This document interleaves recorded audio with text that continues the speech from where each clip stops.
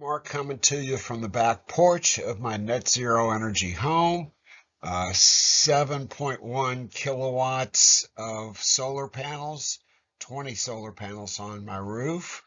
Located an hour outside of New Orleans on the Mississippi Gulf Coast. I'm just back from San Francisco where I presented at the ENR Future Tech Conference about affordable net zero energy homes and buildings.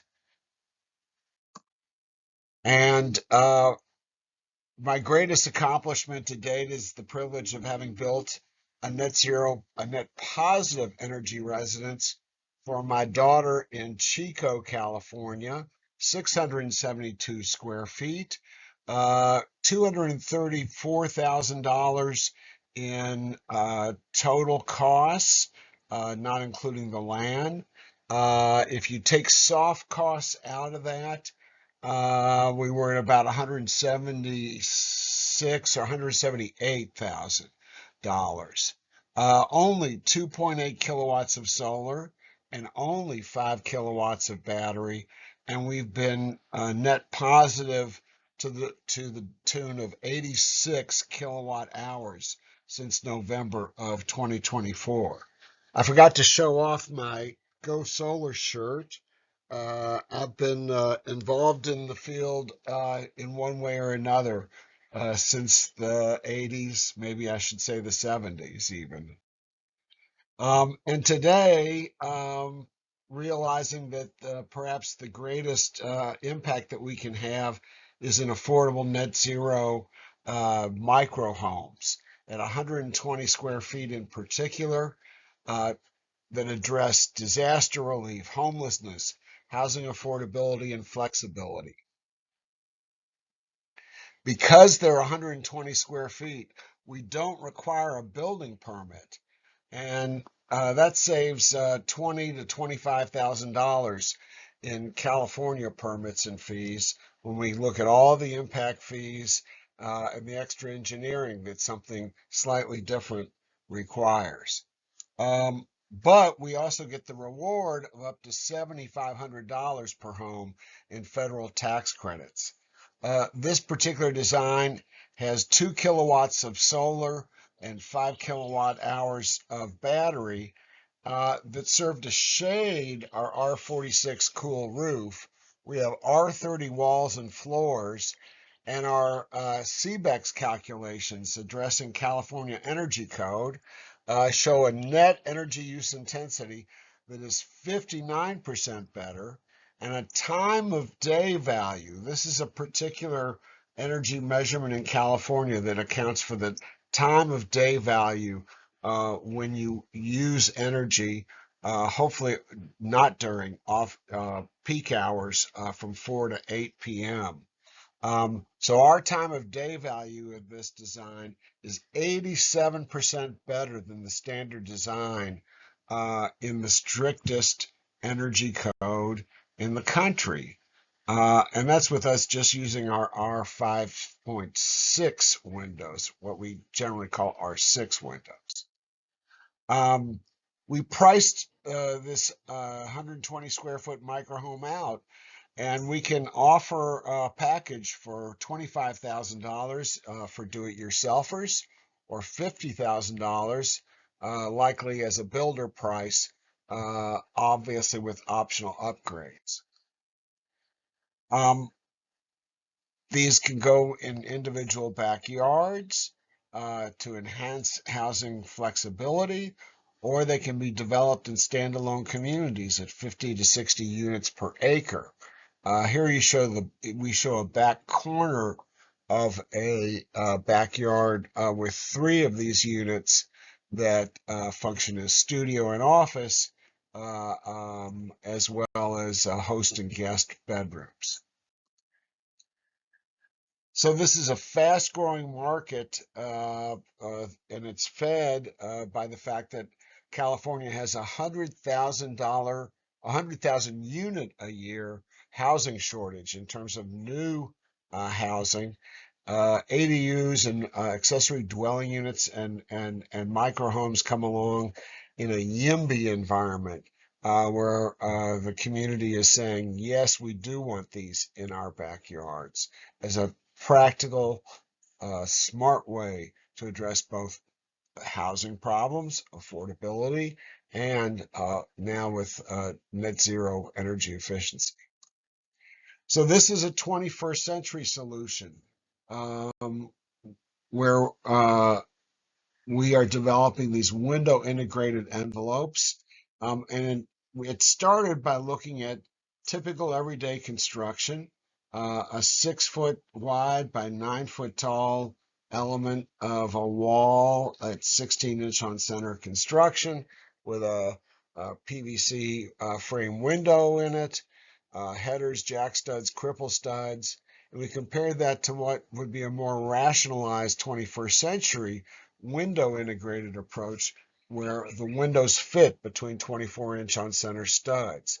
We ended up with 243% greater effective thermal resistance coming to the 21st century version at less first cost because we've eliminated excess lumber that just doesn't need to be there.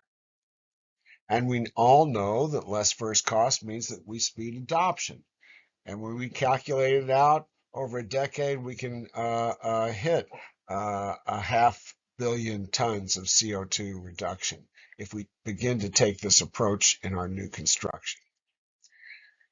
Our window integrated envelopes have gone through a lot in the past 4 years, going from our carport just below me to a Cal testbed funded installation we did with Berkeley Labs that's getting reported on very soon, to our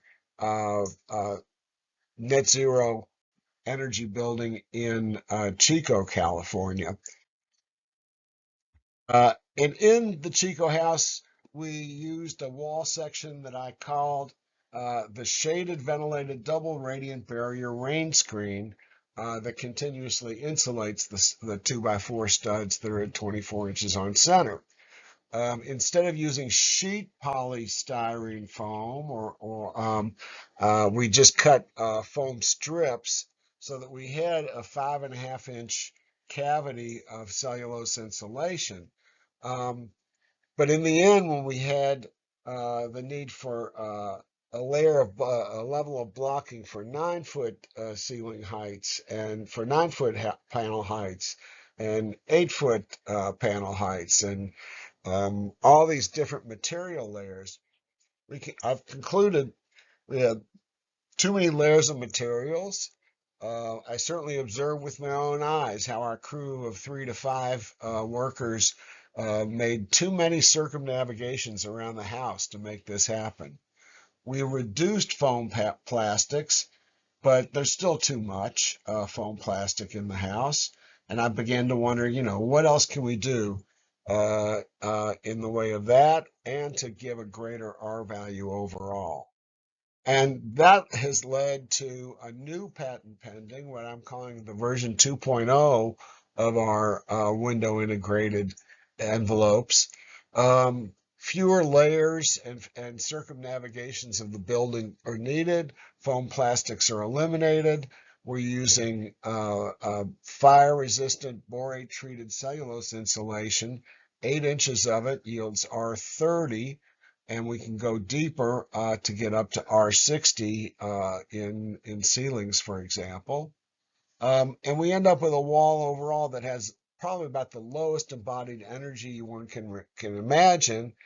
And for wood frame construction, a surprising level of fire resistance from the fiber cement cladding, as well as the borate treated cellulose, which does not support combustion.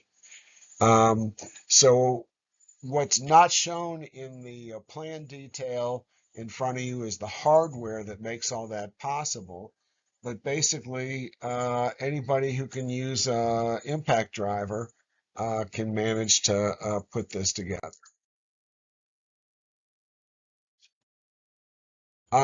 We also made an innovation in our windows. Before we had way too many pieces to assemble in developing these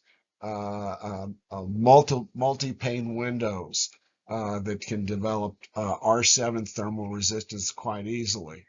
Um, and over on the right, you see where this is most recently taken us to a foam insulated perimeter that acts as its own sealing gasket, so that when the window gets installed into the rough framed opening, the trim on the outside, the fiber cement trim, ends up covering up all the gray areas that you see on the perimeter of the window. You get great insulation in all those places. That just gets caulked in order to be sealed watertight, and we end up with a nice trim, neat finish inside and out in having covered the gray there. In our modeling that we did with Oak Ridge and Mississippi State University, we applied these lessons to stack flats, townhomes, and hotels. And even in a cold climate like Minneapolis, we had exceptionally low net energy use intensities.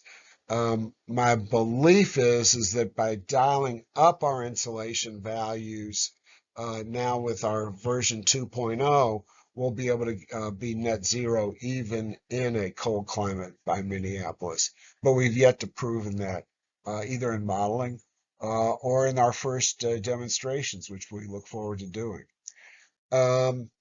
Finally, I'll just leave you that what all of this tells us is that for prices like $25,000 DIY and $50,000 contractor built, net zero is something that's affordable now. We want to hear from all those who have backyards that might be interested, or that might know somebody who has a backyard that might be interested. And we look forward to it. Thanks so much. Bye.